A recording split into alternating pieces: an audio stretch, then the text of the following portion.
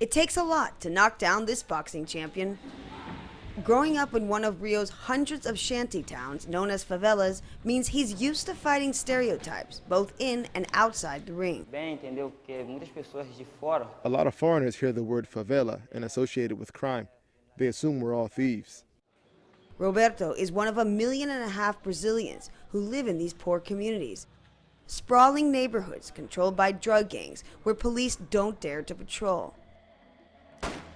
It's an image repeated constantly on television and on movie screens, making the word favela synonymous with violence and chaos.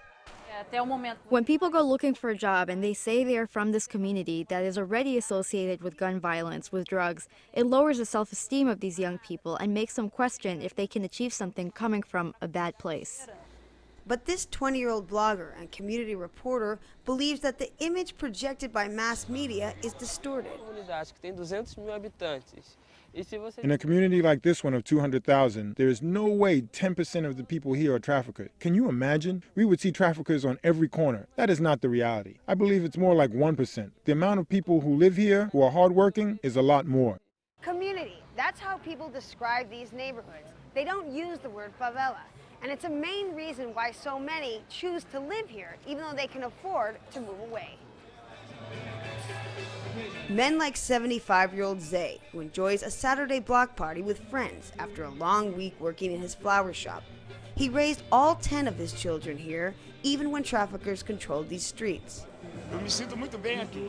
My son lives in Boston, and I have an American granddaughter. They want me to move there, but I never want to leave my community.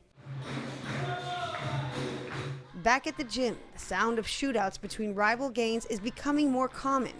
But it doesn't stop these kids from coming to learn the Brazilian martial art capoeira. Or slow Roberto down.